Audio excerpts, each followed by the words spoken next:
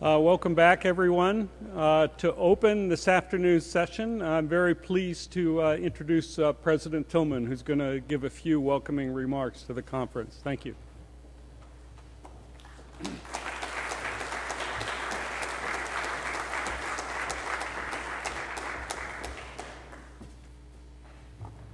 Good afternoon, everyone. I gather I'm a morning too late to say welcome to our campus, but welcome belatedly to our campus. I'm delighted that so many of you have come together to mark the centennial of the birth of Alan Turing. At a time when computational technology has transformed the way we lead our lives, from smartphones to search engines, from GPS receivers to CAT scans, it is only appropriate that we salute the man whose visionary concept of a stored program computer set this extraordinary ball in motion. Every field of endeavor, including my own discipline of molecular biology, has felt the impact of the Turing universal machine, a theoretical construct that would inspire another great scientist, John von Neumann, to build an actual computer at the Institute for Advanced Study, one that weighed 1,000 pounds and boasted all of 5 kilobytes of data storage. That was in 1952, and the rest, to coin a new expression, is computer science. As historian George Dyson put it in his new book, Turing's Cathedral, the stored program computer, as conceived by Alan Turing and delivered by John von Neumann, broke the distinction between numbers that mean things and numbers that do things. Our universe would never be the same. While Princeton played a crucial role in the birth of computer science, and while we proudly claim Turing as a graduate alumnus, this story has global origins.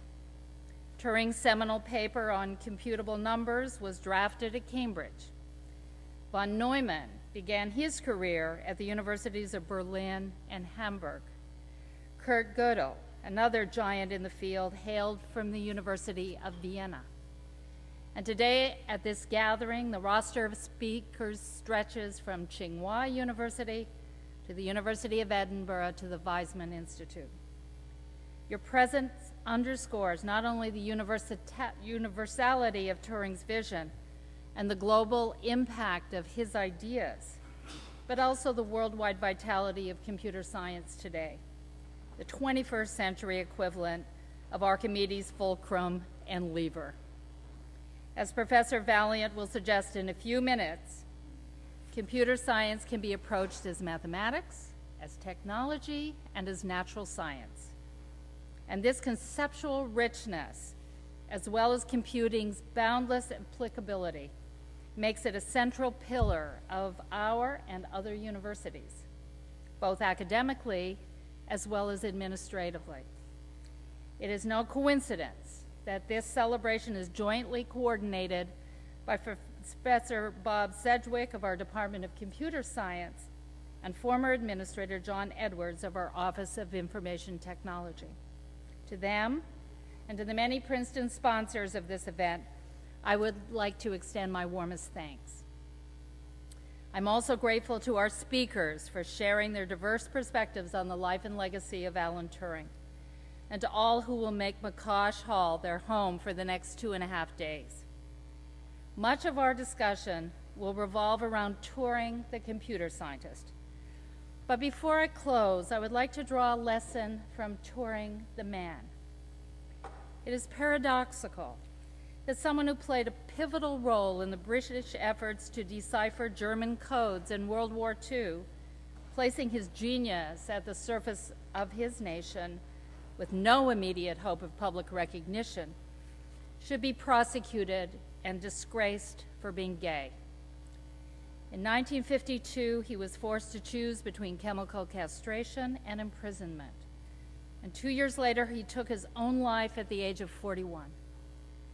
In the words of former British Prime Minister Gordon Brown, it's no exaggeration to say that without his outstanding contributions, the history of the Second World War would have been very different. The debt of gratitude he is owed Makes it all the more horrifying, therefore, that he was treated so inhumanely. And so as we celebrate Turing's achievements, let us also remember that technological progress needs to go hand in hand with progress in universal human values.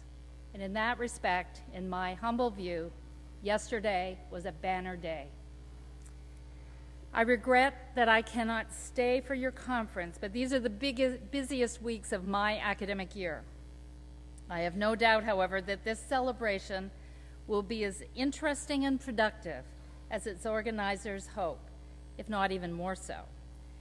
At the very least, it will give us a new appreciation of the gigantic shoulders on which we all stand. Welcome to Princeton.